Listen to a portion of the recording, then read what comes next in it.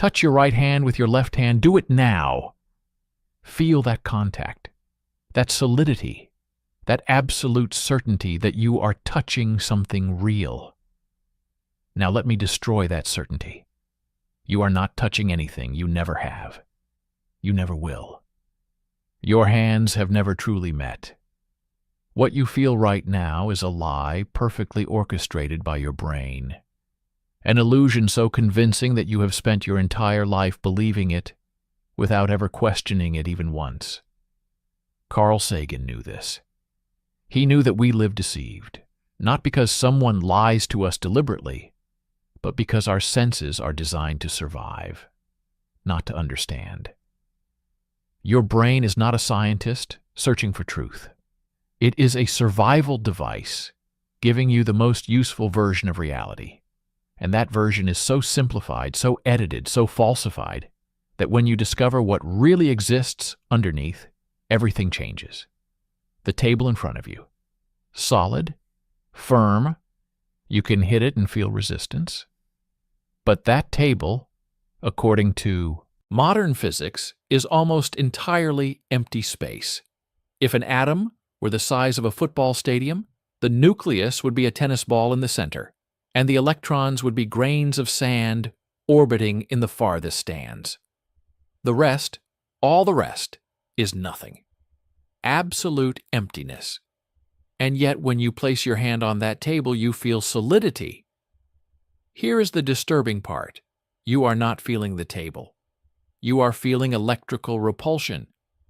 The electrons in your hand and the electrons in the table repel each other so strongly that they never touch, ever.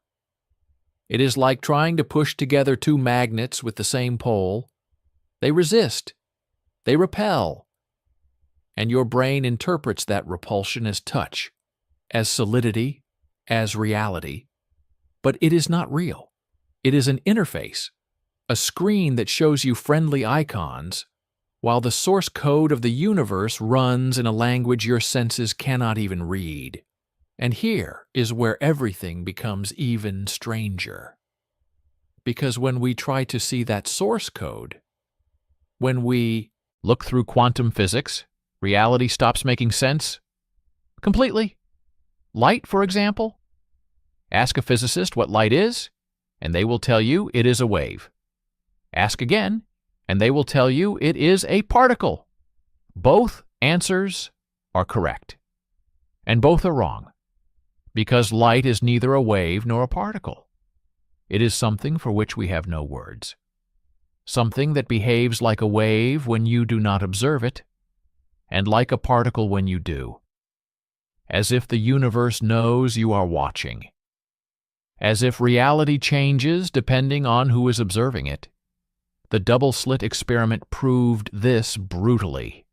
You fire electrons one by one at two slits.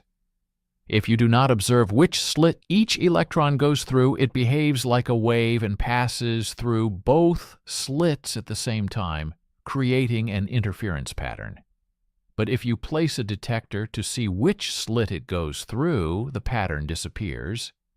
The electron chooses one slit, as if it knew it was being watched, as if the act of measurement collapses all possibilities into a single reality. This is not philosophy. This is physics, demonstrated in laboratories thousands of times. Fundamental reality is not solid. It is not predictable. It is not deterministic. It is probabilistic. Heisenberg formalized this with his uncertainty principle. You cannot know with absolute precision both the position and the velocity of a particle. It is not that our instruments are imperfect. It is that nature itself forbids that knowledge. The more you know about where something is, the less you can know about where it is going, and vice versa. It is as if the universe has a built-in limit on how much information you are allowed to extract from it. And then there is what Carl Sagan helped popularize: Feynman's idea of the sum of histories. When a particle travels from point A to point B, it does not take a single path. It takes all possible paths simultaneously. Straight paths, curved paths, twisted paths, impossible paths. It explores every conceivable route through space and time. And the reason we see only one classical path is because all the strange paths cancel each other out. The probabilities interfere. The coherent paths survive. The rest disappear into quantum noise. Think about it. Every time you throw a ball, that ball is mathematically exploring all possible universes where it took different routes. But the only one you observe is the one that emerges from the coherent average of all those possibilities. The reality you see is a statistical result, a quantum consensus. It is not the only reality. It is the most probable one, and if this sounds insane, wait, because even the vacuum is not empty. The space you think contains nothing is boiling with quantum activity. Particles constantly appear and disappear. Electrons and positrons emerge from nothing, exist for infinitesimal fractions of a second, and then annihilate each other back into the void. These are virtual particles. They are not real in the classical sense, but they have measurable effects. They affect how atoms behave. They slightly shift energy levels. And we have measured those shifts with absurd precision. The Casimir effect proves it. Place two metal plates extremely close together in a vacuum. The virtual particles between the plates are more restricted than those outside. That difference in quantum pressure pushes the plates together. It is a force generated literally by nothing, by vacuum fluctuations. And it works. It is real. We have measured it. So here is the truth Sagan wanted you to understand. Everyday reality is a useful lie.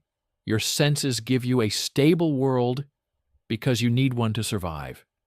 But beneath that stability, there is a vibrating quantum chaos, an ocean of probabilities, a universe where particles are in multiple places at once until you measure them, where the vacuum is not empty, where the past and the future are not written in stone but in probability waves. And the most brutal part is that this is not philosophical speculation. It is proven science. Quantum mechanics predicts phenomena with precision beyond 10 decimal places. It works. Period. Your electronic devices, semiconductors, lasers, all of it depends on quantum mechanics being correct. And it is, even if it breaks every rule of common sense. Because common sense is a survival tool. It is not an instrument of truth. We evolved to avoid predators and find food, not to understand the quantum structure of space-time. That is why we need mathematics, calculus, equations. They are the lenses that allow us to see the invisible. They are the only language nature seems to speak fluently. And when you use that language, when you look through those lenses, you discover something astonishing. You are not made of solid things. You are made of processes, of electromagnetic interactions, of quantum fields vibrating at specific frequencies. You are an emergent pattern of coherent probabilities, a highly improbable event in a strange mathematical universe. And yet here you are, conscious, thinking, questioning. We are the universe looking at itself. We are atoms arranged in such a way that they can contemplate atoms. And when we discover that the foundation is probabilistic, that everything vibrates, that nothing is truly solid, it does not make us less real. It makes us more astonishing.